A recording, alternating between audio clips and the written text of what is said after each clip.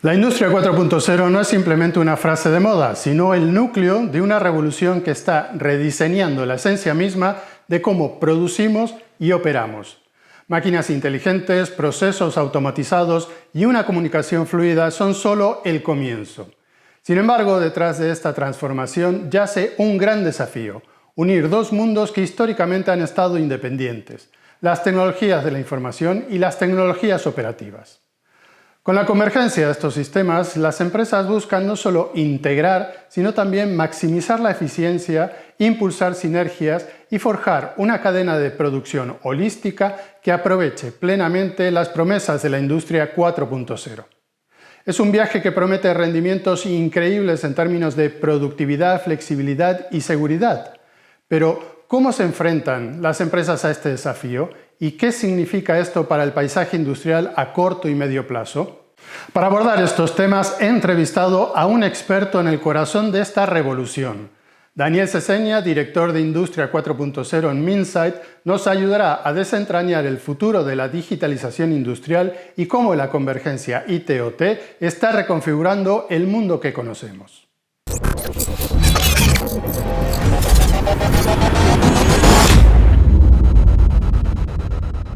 Primero agradecerte que me hayas concedido esta entrevista y tu tiempo. Y empezamos quizás con lo básico para establecer contexto. ¿En qué consiste y qué es la industria 4.0? Bien, pues la industria 4.0 se refiere a la cuarta revolución industrial y significa de manera sencilla la introducción de tecnologías digitales para generar mejoras en la cadena de producción en tres ámbitos especialmente: en eficiencia, en flexibilidad y en seguridad. ¿Cuáles son los principales impactos económicos de la digitalización en la industria? La digitalización en la industria, como comentábamos anteriormente, impacta en tres grandes vectores: los de eficiencia, seguridad y flexibilidad. En cuanto a eficiencia, dependiendo del nivel de madurez de la compañía, del punto de partida y demás, se están generando mejoras sustanciales que podrían ser en el orden del 3 al 5% en cuanto a productividad OE, mejoras en el aprovechamiento de los activos de doble dígito. En eficiencia energética, por ejemplo, se están obteniendo mejoras sustanciales en este contexto también de presiones en los precios. En cuanto a la seguridad, quizás es menos cuantificable, pero digamos sí que se está introduciendo una cultura de ciberseguridad que antes no existía, una especialización en la ciberseguridad industrial que anteriormente estaba sesgada un poco más hacia la ciberseguridad solo de la parte de sistemas de información. Y en cuanto a la flexibilidad, las compañías poco a poco, sin llegar al paradigma del lote unitario, sí que están logrando flexibilizar sus cadenas de producción y lograr adaptar de mejor manera su respuesta ante los cambios continuos de la demanda.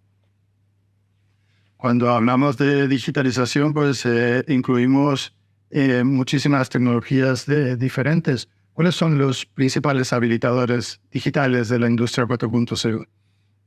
En cuanto a habilitadores digitales, no me gustaría inundar de siglas o nombre. Quizás si recorremos un stack tecnológico desde la parte más cercana a la planta hasta la parte más cercana al mundo IT o de los sistemas corporativos, podríamos hablar en el más bajo nivel con sistemas de automatización industrial, de robots. Se ha avanzado muchísimo en los robots colaborativos, en los elementos autónomos, los AGVs, en ciertos casos o ciertos casos de uso incluso los drones para ciertos casos muy específicos. En segundo lugar, estos elementos físicos a nivel de planta, estos autómatas, tienes que conectarlos. Se ha avanzado también mucho en sistemas de comunicación, donde ahora, digamos, lo que es el paradigma o, digamos, la promesa es el 5G, todavía está incipiente, pero tiene que jugar un valor, un papel muy reseñable. A continuación, una vez tenemos los autómatas, una vez tenemos sistemas de comunicación avanzados, entraríamos en una capa que venía históricamente de estar ampliamente implantada y que ahora se está desarrollando más, que son los sistemas de historificación de los datos, como base a generar pues estos data lakes, estos repositorios de datos ordenados para luego poderlos explotar analíticamente. Subiendo en el stack es donde llegaríamos a las soluciones de analítica avanzada en distintos ámbitos. Históricamente se había trabajado mucho en el mantenimiento predictivo, pero ahora se está avanzando hacia soluciones de calidad predictiva. Y cuando llegamos más a la parte cercana al mundo IT, soluciones que históricamente existían, como eran las soluciones de gestión de la producción, los LES, sistemas de gestión de los almacenes como eran los SGA, gestión de la calidad, etcétera. Estos sistemas han evolucionado, por una parte, para ganar un poco más de perímetro y, sobre todo, para tener una mayor conectividad, una mayor conexión a nivel de flujos de información y de integridad de los datos entre lo que viene siendo el repositorio más corporativo financiero, que serían los RPs, y la operación más en tiempo real, que es la conexión, como hemos hablado, con los historias, con los sistemas de comunicación y con los automatas que están a nivel de planta. Mencionabas los AGVs. ¿Puedes explicar qué es? Sí, he citado quizás algunas siglas. Los AGVs son los vehículos autónomos que se han extendido digamos, a nivel de planta para el aprovisionamiento en línea. Los AGVs, que ahora se llaman AMRs, que son vehículos autónomos, básicamente, lo que te ayudan es a optimizar los flujos de gestión dentro de los almacenes y el aprovisionamiento desde lo que viene siendo el almacén de producto de materia prima o producto en curso a las líneas de producción. Esto que se hacía mediante carretilleros que llevaban cada uno de los elementos, y siendo estos circuitos cerrados, continuos, con una cierta regularidad, pues son susceptibles de ser automatizados con estos elementos, con los AGVs. Cuando hablamos de transformación digital en las empresas, siempre hacemos mucho énfasis que no se trata de seguir haciendo lo mismo con una capa de tecnología, sino que se trata de adaptar los procesos a una nueva plataforma, a una nueva forma de trabajar. Esto pasa también pasa lo mismo en la industria 4.0. O sea, estamos aplicando una serie de tecnologías a los procesos de producción, pero las empresas continúan con esos mismos procesos o tienen que rediseñar todos los procesos productivos para que realmente conseguir estos tres beneficios que tú comentabas antes. Bien, yo quizás lo plantearía de otra manera. La tecnología per se, o poner primero la tecnología antes del racional de por qué se introduce, quizás es un error, que luego quizás comentaremos, que se ha venido dando en la introducción de este tipo de tecnologías de industria 4.0, etc. Lo que las compañías deben hacer es identificar cuáles, dentro de su cadena de valor, aquellos elementos que son susceptibles de ser mejorados o optimizados. A la hora de mejorarlos, esa mejora puede hacerse de manera clásica, es decir, pues con análisis Six Sigma o análisis con metodologías Lean, digamos, metodología de encontrar la causa del error y a partir de ahí mejorarlo. Y a la hora de mejorarlo puede establecerse mediante una redefinición de los procesos, mediante una tecnificación o una digitalización. Entonces, en ese sentido, los procesos necesariamente tienen que cambiar, pero no porque vayas a meter tecnología, sino porque existe una ineficiencia que tiene que ser mejorada. En segundo lugar, sí que es cierto que desde que los sistemas de información se generalizaron en los años 80, existen sistemas más o menos estandarizados que se han definido a partir de la implantación en múltiples compañías, las mejores prácticas y demás, y que tienen una cierta rigidez que a la hora de adoptarlos le obligan a las empresas a adaptarse a esa rigidez. Me explico. Cuando históricamente se han implantado los ERPs en las compañías, pues los usuarios decían, es que o me adapto yo al ERP o el ERP a mí. Bueno, hay un punto en el que es bueno que la compañía reflexione si sus procesos distintos tienen realmente razón de ser, si son distintos porque me es más sencillo, siempre lo hemos hecho así, o porque es un elemento realmente de valor de la compañía, y si no es un elemento de valor, tiene sentido adaptarte a unos sistemas más estandarizados. En ese sentido, la tecnología es un habilitador para estandarizar tus procesos, pero nunca debiera ser algo que torciera o rompiera la propia naturaleza de la compañía. Con esto quiero decir, si la compañía considera que su proceso de diseño es específico y es lo que realmente les hace diferentes, no hay por qué cambiarlo para adaptarte a un PLR. Por un lado, las empresas llevan una transformación digital de los procesos de negocio ya desde hace tiempo. La industria 4.0 tampoco es que sea algo relativamente nuevo, sino que ya se lleva trabajando hace tiempo. Entonces ahora estamos llegando a un punto en que convergen estas dos transformaciones. Hay una convergencia de los sistemas IT con los sistemas OT. ¿A qué se debe? ¿Y qué beneficios trae? Bien, en la propia formulación de la pregunta, fíjate que has comentado el mundo IT y el mundo OT. Primero quizás convendría aclarar de qué estamos hablando. El mundo IT se refiere a los sistemas de información generalmente relacionados con el soporte de los procesos corporativos, de compra, recursos humanos, sobre todo financiero, tiene un atributo financiero fundamental y que no tiene la necesidad perentoria de trabajar en tiempo real. Los sistemas OT se refieren a las tecnologías de operación, están más relacionados con los sistemas de soporte a la operación en tiempo real en las plantas. La propia formulación de las dos siglas viene a expresarnos o a mostrarnos que existen dos mundos separados. El mundo IT estaría más relacionado con el mundo financiero, lo que tiene un atributo económico, euros, mientras que el mundo OT tiene más relación con el tiempo real. Existen soluciones que claramente están en el mundo IT, hablado de recursos humanos, eso nadie lo discute, y otras que están en el mundo OT, que es lo que hablamos, pues es la operación en tiempo real, la operación de los automatas y demás. ¿Cuándo ocurre o cuándo empieza a ser necesaria esta convergencia? Pues por una parte, cuando a los sistemas que gestionan la operación en tiempo real se les pide un atributo económico, es decir, oye, yo quiero saber cuánto me ha costado la jornada de producción el día de hoy, cuál es el valor de mi producción en curso, mi work in progress. Cuánto es los atributos de consumo de energía y en qué medida mejoró la energía, cómo están funcionando mis iniciativas de eficiencia energética.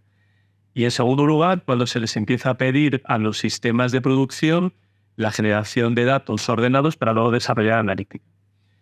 Ese mundo de recepción de los factores económicos o ese mundo de generación de un data lake para luego explotarlo analíticamente, generalmente era un ámbito que dominaba el CIO. El CIO, el responsable de los sistemas de información. Entonces, por eso es necesario, empieza a ser perentorio, que exista una fluidez entre esos mundos, entre el mundo IT, que el mundo IT sea capaz de comprender el tiempo real, sea capaz de obtener información económica de las operaciones de planta, y en segundo lugar, que exista una generación de todos estos datos de manera ordenada, de modo que sean explotables desde una perspectiva financiera, desde una perspectiva de operación, pero de una manera coherente. Es por ello que la integración del mundo IT y OT tienen varias necesidades, o viene impulsado por varias necesidades.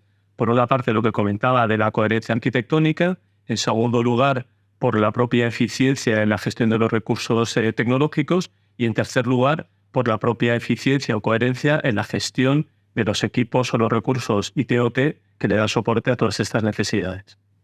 Bueno, estamos convergiendo IT-OT. ¿Cómo tienen que afrontar, cómo tienen que abordar las empresas? ¿Qué metodología hay para llegar a esta convergencia? Quizás antes de plantearnos la metodología, yo creo que hay que partir de unas bases que quizás podríamos identificar como factores de éxito.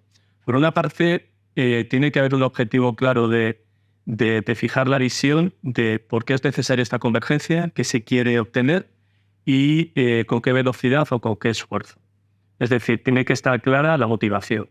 En segundo lugar, esa motivación, esa visión tiene que estar sponsorizada por la alta dirección, es decir, no es una necesidad que surja del incentivo o del impulso del CIO o del director de operaciones, sino que la dirección general o la alta dirección ve necesario abordar el soporte tecnológico a los sistemas corporativos y a los sistemas de planta de manera homogénea. Es decir, tiene que haber un empuje a nivel dirección. Tiene que haber una visión. Y tercero, tiene que haber una planificación ordenada y un calendario que haga compatible lo que comentaba anteriormente, el día a día, con una aproximación ordenada. Es decir, la convergencia IT-OT es casi como un objetivo en sí mismo que nunca se llegará a conseguir de manera total, y lo que las compañías deben asumir o deben tener claro es de qué manera esta convergencia la van abordando gradualmente. Dicho lo cual, a partir de estas premisas, quizás hay dos enfoques muy sencillos. A nosotros los vemos, no es que sean sencillos, pero digamos claramente explicados. Hay una manera de abordar lo que es centrarse en los procesos y otro es centrarse en la organización. Si me centro en la organización, como comentaba anteriormente, hay generalmente existe un área corporativa, un área de la organización, que es el área de sistemas de información, que históricamente ha prestado servicio a los sistemas IT, y un área de la organización quizás más difusa que presta servicio a los sistemas OT. Una manera de enfocar esta convergencia es, vamos a alinear primero los equipos de soporte, de manera que empiecen a compartir metodologías, empiecen a compartir equipos, empiecen a compartir conocimientos, es decir, las personas que saben de sistemas IT, del sistema MES, que empiecen a dotarse de capacidades para conocer por los métodos de comunicación con los sistemas de planta, los PLCs, etcétera, y a partir de esta convergencia a nivel organizativo empezar a alinear el soporte a los sistemas que caen dentro de su perímetro. Esa parte que sería, digamos, un enfoque centrado en la parte de organización, tiene otro enfoque alternativo, que es centrado en los procesos.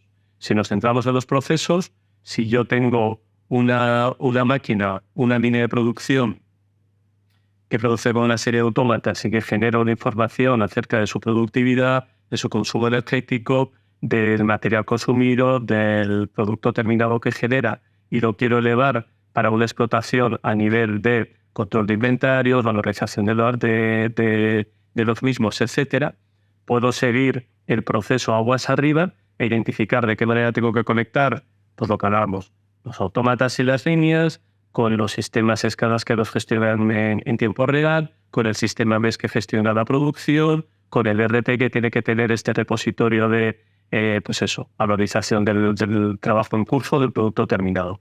Entonces, una vez fijados los objetivos, identificados si quiero hacerlo a través de convergencia de equipos o siguiendo el proceso de negocio, se trata de establecer los pasos que tengo que ir dando hacia un mínimo de convergencia para, a partir de ahí, cuando he alcanzado un nivel de conocimiento común o un flujo más o menos organizado desde el punto de vista arquitectónico, empezar a definir los pasos que tengo que dar para operarlos de manera coordinada, no digo conjunta, sino coordinada, empezar a unificar arquitecturas, empezar a unificar proveedores o partners, y a partir de ahí poder empezar a pensar en una explotación conjunta, sinergias o incluso una fase de optimización.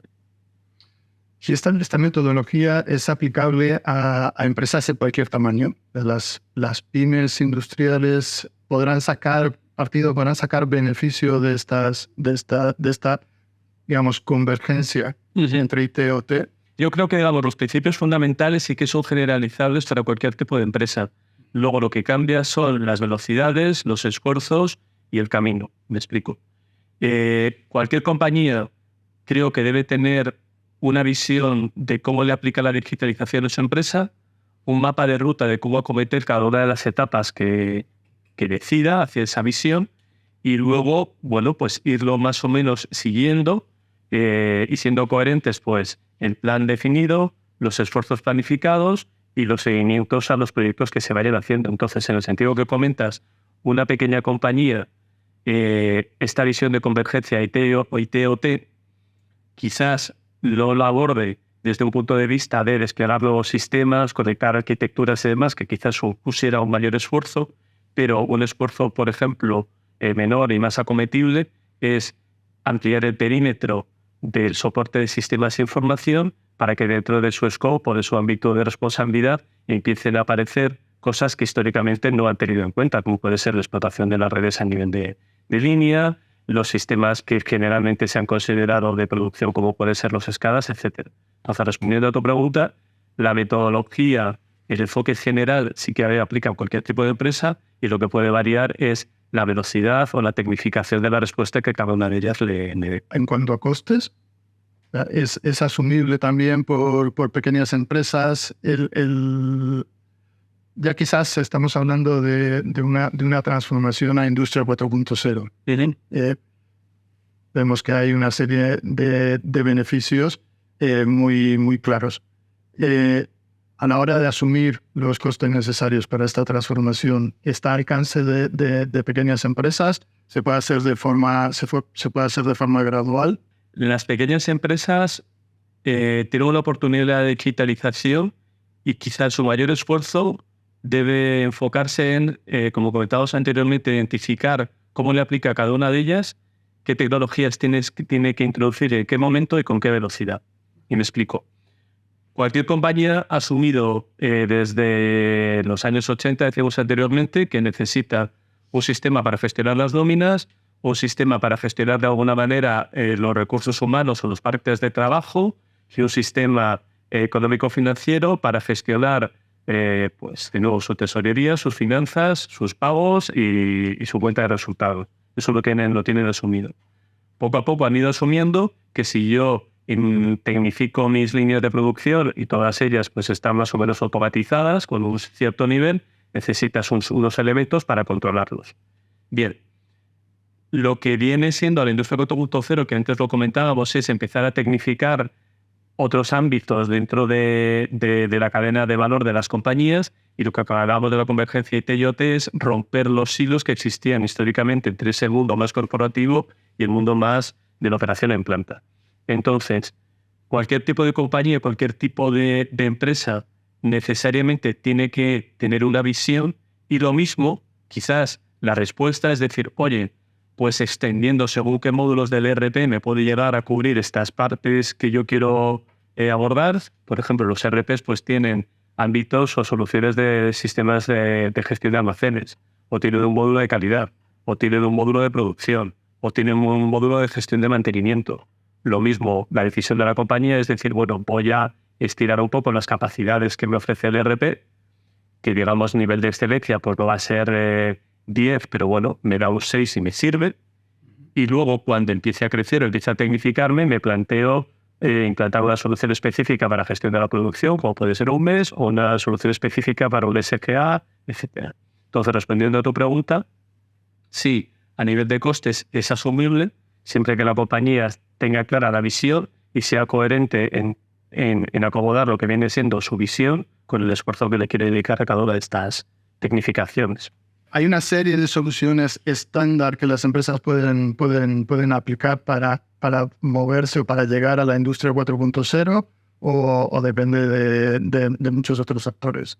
Hablar de una solución que aplique a todos sería un poco presuntuoso y o tendríamos que ir a aspectos muy genéricos o necesariamente cometeríamos errores. Uh-huh. Si intentamos abstraer un poco la necesidad, quizás sí que diríamos toda compañía necesita tener cubierto su ámbito de gestión económica y financiera, y eso es un ámbito, digamos, que viene resuelto, que no es necesariamente industria 4.0. Uh-huh. En segundo lugar, necesita, digamos, unos sistemas que soporten los procesos transaccionales relacionados con la producción, y cuando digo procesos transaccionales me refiero no necesariamente en tiempo real, me refiero a conceptos de planificación, ejecución y medición del rendimiento en los ámbitos de fabricación, calidad, mantenimiento o almacenes. Esto no quiere decir necesariamente que tenga que implantar de nuevo un sistema de gestión de almacenes específico, un sistema de gestión de la producción, sino que de alguna manera tiene que tener estos sistemas, digamos, el soporte a estas necesidades cubierto por algún módulo de sistema. Puede ser del mundo RP que se extienden o modelos específicos. Si vamos bajando hacia el nivel de operación, necesariamente va a necesitar unos sistemas que gestionen la operación de sus autómatas en tiempo real, y cuando hablo de autómatas me refiero a una línea de producción automatizada, etcétera, y necesita unos sistemas que soporten de nuevo la operación en tiempo real, que miran que los parámetros de operación están dentro de los límites de seguridad o de funcionamiento óptimo.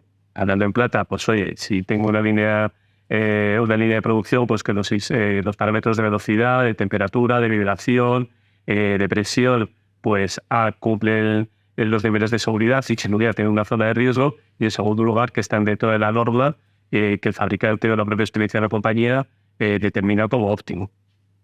Y cuando hemos cubierto la parte corporativa, la parte, digamos, de los sistemas transaccionales y los sistemas en tiempo real, también necesita sistemas para gestionar o conectar lo que es la interacción con el elemento físico. Cuando digo con el elemento físico necesito gestionar máquinas que se mueven, máquinas que se relacionan con el factor humano y tienen que evitar pues, zonas de riesgo, autómatas que se mueven en un entorno físico, como puede ser el almacén, pero donde también existen elementos móviles que son otros vehículos que se mueven y personas que se mueven, y necesito también esta inteligencia o esta capa de conectividad para gestionar en tiempo real, estos elementos físicos que se están interactuando entre sí con elementos urbanos.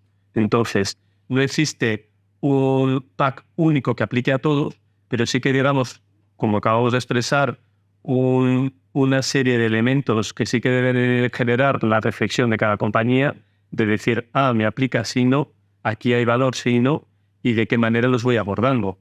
Voy a poner un ejemplo muy claro. Si soy una compañía que el proceso productivo se basa en la compra de una máquina de generación de bobinoras súper exclusiva, y que compra la máquina, la propia máquina viene con sistemas de monitorización, autodiagnóstico, etcétera, bueno, pues la propia compra de esta máquina o la propia implantación del fabricante me va a guiar prácticamente la arquitectura. Es decir, pues yo tengo la mera máquina y lo que tengo que hacer es alimentarla bien, gestionar los puntos donde la interacción humana aplica y demás. En sistemas más en una fabricación en taller, donde tengo distintas máquinas y demás, necesitaré otro tipo de sistemas. Entonces, respondiendo a tu pregunta, no existe una arquitectura o un pack universal, pero sí que existen una serie de elementos que cada compañía debe reflexionar si amerita abordar y con qué velocidad. Muy bien. Creo que hasta ahora, si me equivoco, me corriges, por favor. Sobre todo, Industria 4.0 se centra mucho en automatización, robotización y sensorización. Todo eso está generando muchísimos datos y la tendencia ahora es llevar la inteligencia donde se producen esos datos pues para tener una respuesta más inmediata, que en muchos casos es necesaria. Y un poco enlazando quizás con el roadmap para los próximos años de Industria 4.0. Se está trabajando en esto, en aplicar la inteligencia en el Edge y aplicar inteligencia artificial para que esta automatización, esta robotización tome sus propias decisiones de forma más eficiente y en el momento en el que haya que tomarlas, o sea, sin intervención humana. A ver, la parte digamos, la analítica en el Edge, el edge computing, es una tendencia que viene dándose desde la génesis de la cuarta revolución industrial. Podríamos hablar de 5 o 6 años. Tenía una motivación inicial que era, digamos, la inercia que tenían las compañías industriales a segregar claramente lo que era el mundo IT del mundo OT, el mundo IT en un ámbito cloud y el mundo OT necesariamente on-premise. Esa diferencia se ha ido relajando y ahora lo que observamos es que las compañías industriales tienden a ser tienden a percibir de mejor manera la posibilidad de que parte de sus datos de operación de planta estén en el cloud, con lo cual ahí la parte del Edge pierde esa primera motivación que tenía. En segundo lugar, el Edge Computing sí que tiene sentido en la operación en las plantas o en la industria 4.0, pero no necesariamente para todas las utilidades. Me explico. El Edge Computing tiene sentido la operación en el Edge cercana a la operación cuando se exige respuestas rápidas y en tiempo real que no tienen, digamos, que no pueden esperar al lapso necesario que existe entre lo que es la transmisión a una nube o un sistema remoto, su análisis, su interpretación, la generación de una respuesta, el envío a la zona de actuación y la propia actuación. Existen ámbitos donde ese tiempo real o esa actuación en tiempo real no son necesarios.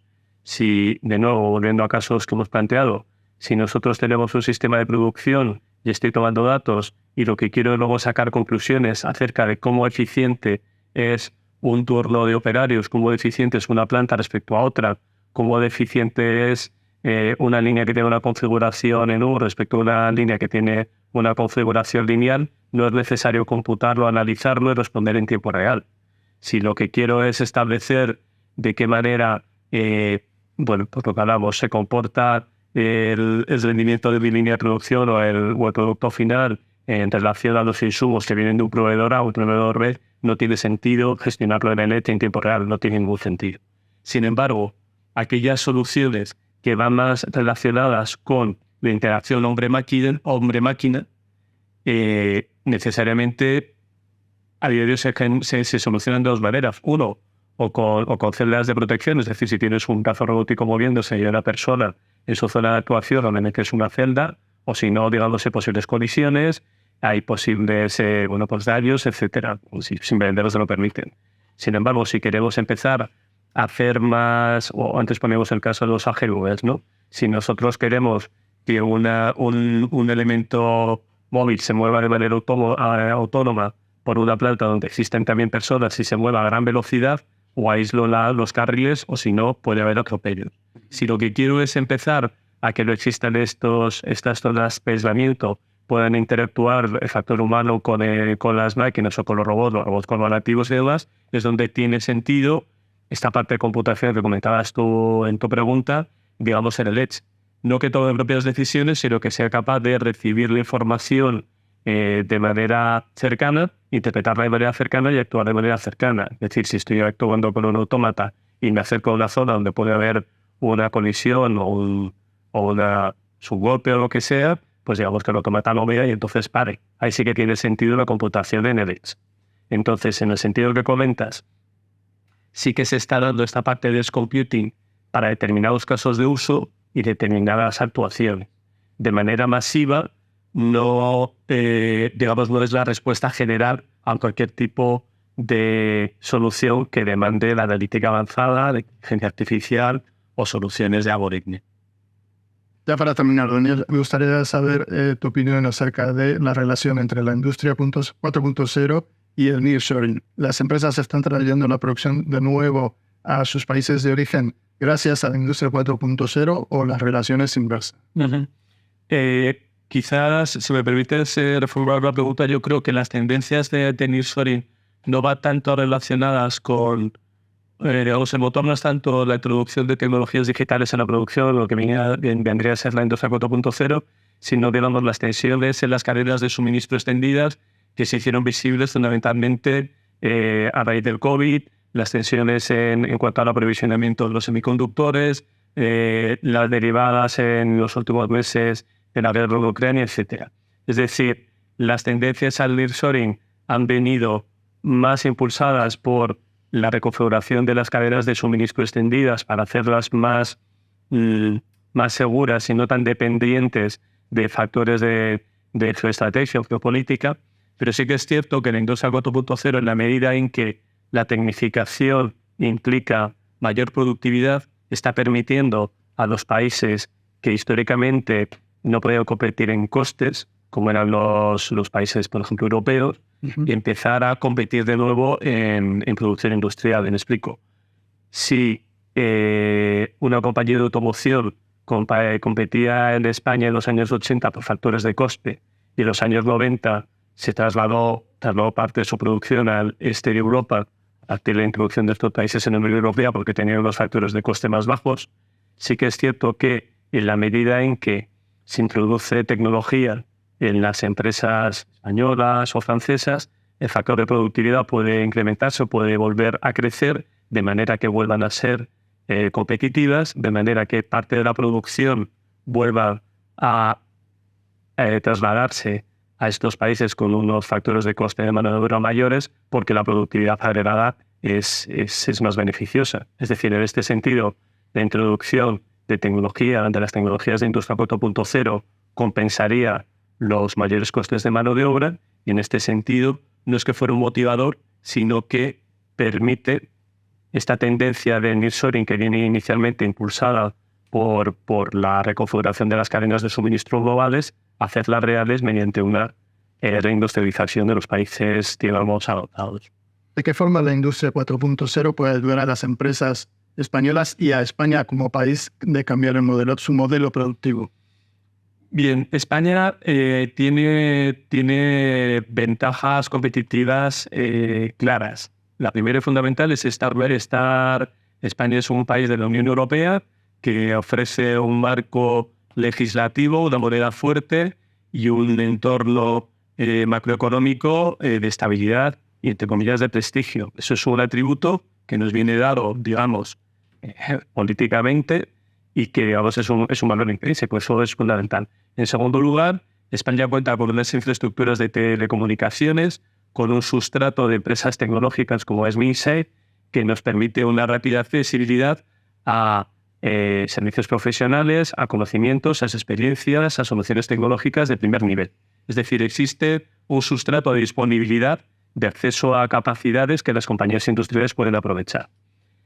La manera de aprovecharlo es un poco lo que veníamos diciendo anteriormente. Es decir, las compañías industriales españolas deben de entender, primero, cuál es la cadena global de la cadena de valor dentro de su industria, en qué etapa quieren posicionarse y en qué etapa aquellos atributos que hemos comentado